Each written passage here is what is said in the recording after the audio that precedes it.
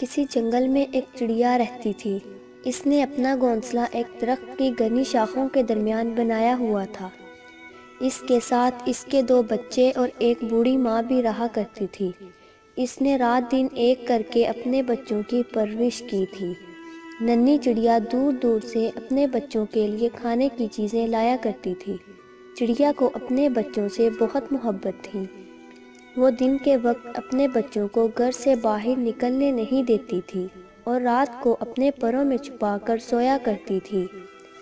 اب بچے بھی بڑے ہو گئے اور اپنی زبان سے چوں چوں چیں چیں کرنے لگے۔ جب چڑیا کھانے کی تلاش میں گھر سے باہر جاتی تو بچوں کے لیے بہت فکر مند رہتی تھی۔ چڑیا کا یہ معمول تھا کہ صبح سویرے حمد و ثنا کرتی، پھر دانے دنکے کی تلاش میں نکل جاتی اور جو کچھ مل جاتا لے آتی، اس کے بعد پھر نکل جاتی۔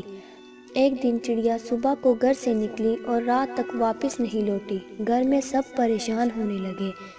رات ہو گئی لیکن چڑیا کا نام و نشان تک نہ تھا۔ اب تو بچے رونے لگے۔ ادھر چڑیا جیسے ہی کھانے کی تلاش میں ایک گھر میں اتری، ایک جال میں پھنس گئی۔ ایک بچے نے اسے جال سے نکال کر پنجرے میں بند کر دیا اور اس سے کھیلنے لگا۔ جب شام ہوئی تو بچے نے چڑیا کو پنجرے سے باہر نکالا اور اس پر لال رنگ پھیرنے لگا۔ جب چڑیا کا سارا جسم لال ہو گیا تو اس نے چڑیا کو چھوڑ دیا۔ چڑیا نے آزاد ہوتے ہی اللہ کا شکر ادا کیا، لیکن اب تو رات ہو چکی تھی، اس لیے اس نے رات ایک باغ میں گزاری اور صبح سویرے گھر کی طرف چلی۔ لیکن یہاں تو ماجرا ہی کچھ اور تھا۔ جب وہ اپنے گھر میں داخل ہوئی تو بچے اسے دیکھ کر ڈرنے لگے۔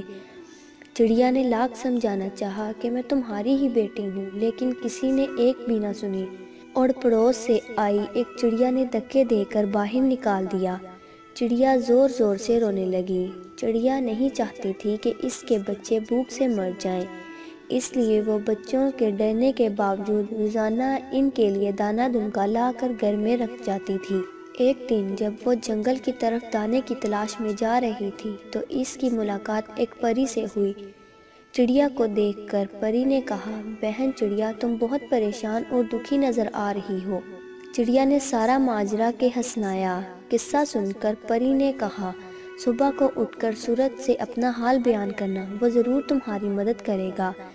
دوسرے دن جب سورج پہاڑوں کے پیچھے سے ابھرنے لگا تو چڑیا نے اپنا حال سنایا۔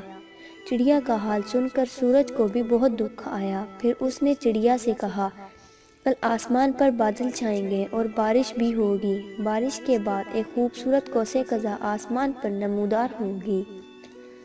تم صبح اٹھ کر شبنم سے غسل کر لینا، پھر بڑے درخت کی ایک اونچی سی شاخ پر بیٹھ جانا۔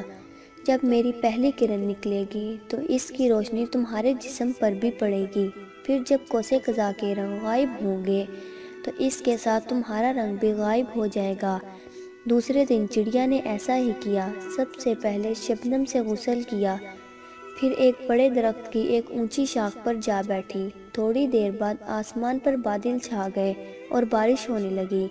پھر قوس قزح بھی نمودار ہوئی۔ جب سورج نکلا تو اس کی روشنی اس پر بھی پڑنے لگی۔ کچھ دیر کے بعد جب قوس قزح کے رنگ آسمان سے غائب ہونے لگے تو اس کے ساتھ ساتھ چڑیا کا رنگ بھی غائب ہونے لگا اور وہ پھر سے پہلے جیسی چڑیا ہو گئی۔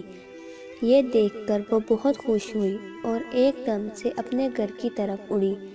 بچے اپنی ماں کو صحیح سلامت دیکھ کر اس سے چمٹ گئے۔ ماں نے بچوں کو بہت پیار کیا اور پھر اپنا سارا حال بیان کیا۔ سب بچے شرمندہ ہو گئے اور اس سے معافی مانگنے لگے۔